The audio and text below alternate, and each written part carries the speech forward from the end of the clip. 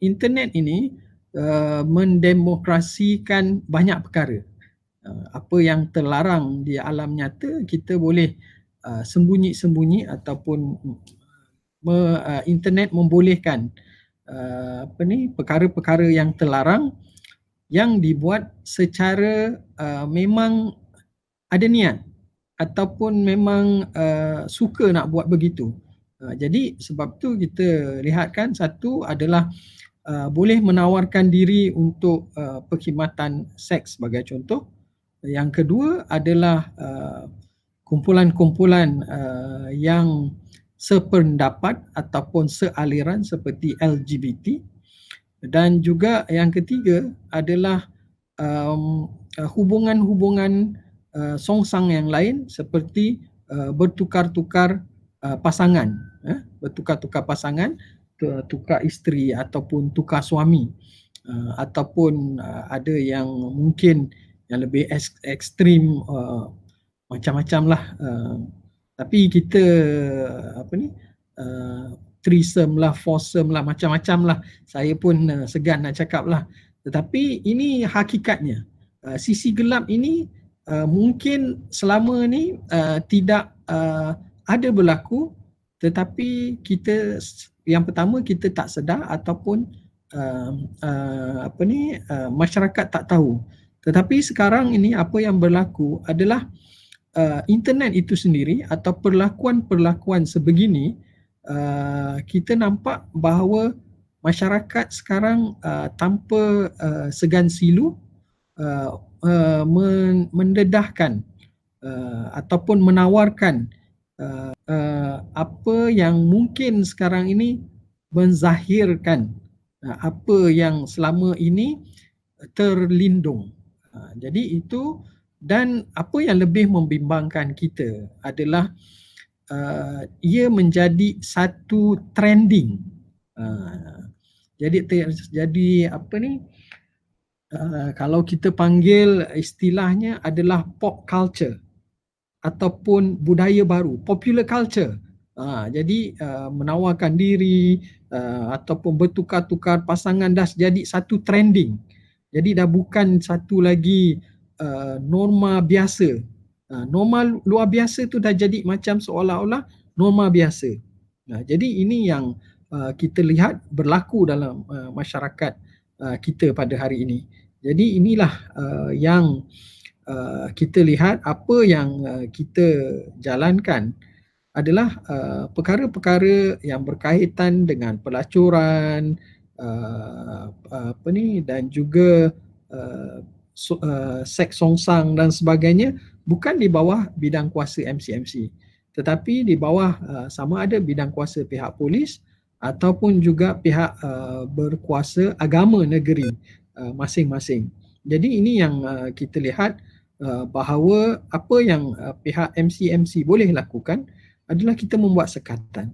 Tetapi apa yang lebih membimbangkan kami adalah norma baru ini, norma songsang baru ini yang menjadi ikutan, yang menjadi popular, sehingga apa yang dahulunya satu yang tidak boleh diterima, tetapi sekarang ini dia menjadi gaya hidup baru yang menjadi ikutan. Itu yang kita bimbangkan.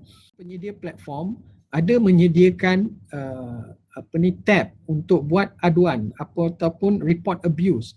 Jadi peranan sebenarnya adalah peranan pengguna media sosial itu sendiri lebih berkesan. Sebab kerana bagi penyedia platform antarabangsa ini, sesuatu permintaan oleh penguatkuasa adalah dilihat sebagai satu cubaan oleh pihak berkuasa untuk menyekat kebebasan masyarakat. Tetapi kalau masyarakat sendiri yang membuat aduan, itu lebih kepada masyarakat tidak menerima perlakuan ataupun aktiviti-aktiviti sebegini. Jadi dari segi aspek penguasaan, sebenarnya kuasa lebih berada di tangan pengguna internet daripada penguatkuasa seperti MCMC dan juga pihak polis. Di dunia nyata memang pihak polis ada keupayaan untuk membuat siasatan, tangkapan dan sebagainya. Tetapi di alam maya yang lebih berkuasa adalah pengguna internet itu sendiri. Jadi kalau masyarakat, saya katakan tadi, dia tak membuat aduan, dia membiarkan sahaja, malahan menjadi ahli kumpulan tersebut.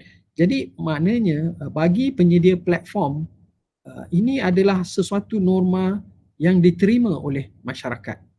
Jadi ini yang kita tegaskan di peringkat MCMC. Apa yang kita boleh buat adalah untuk menggalakkan masyarakat melihat keupayaan internet untuk membangunkan ilmu, menambah ilmu, sebagai contoh, ataupun menambahkan pendapatan. Jadi inilah yang kita tekankan. Sebagai contoh, kita kata dalam YouTube berjuta-juta kandungan. Kenapa harus pilih sisi songsang? Sebagai contoh, My Quran Time ada di Facebook, ada di YouTube, ada di pelbagai platform. Kenapa pilih sisi gelap ataupun sisi kita nak menjadi ahli sisi gelap? Jadi pilihan sebenarnya di tangan pengguna sendiri.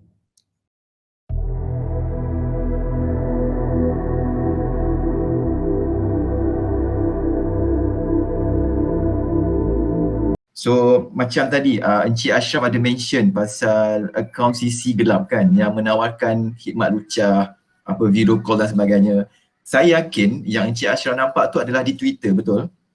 Sebab kalau dekat Facebook dengan Instagram, kandungan-kandungan sedemikian rupa memang pihak Facebook atau Instagram secara aktif dah turunkan. Tetapi untuk Twitter ni kita faham, MCMC faham, untuk Twitter ni dia ada sedikit bukan kelonggaran, ada sedikit kelemahan sistem yang mana sisi gelap, akaun sisi gelap yang menawarkan perkhidmatan lucah dan sebagainya, pelacuran, most of the accounts active on Twitter. So sebagai end user, sekiranya anda terjumpa mana-mana akaun yang menawarkan perkhidmatan sedemikian rupa, selain daripada boleh membuat aduan kepada pihak MCMC atau pihak polis, tuan-tuan puan-puan juga boleh membuat aduan kepada pihak Twitter secara terus sebenarnya lah. So nanti bila mereka dapat report, mereka akan buat assessment. So sekitar tahun lepas, Encik Zul dan juga tuan-tuan dan puan-puan, untuk statistik wise, pihak MCMC ada menerima telah membuka hampir 151 kertas siasatan berhubung kandungan lucah. So daripada 151 tu, hanya 5 kes saja yang berjaya didakwa. So bila kita tengok 151 versus 5 kertas siasatan, dia punya figure tu tak stable, tak balance. Kenapa? Bila kita bercakap soal akaun sisi gelap ni kan, suspek, dia pandai sembunyikan identiti mereka secara atas talian. So kita bercakap soal anonymity, soal fake account dan sebagainya. So sebab tu the best way untuk kita deal isu sedemikian rupa adalah dengan kita sebagai pengguna akaun media sosial membuat report secara terus kepada pihak platform media sosial.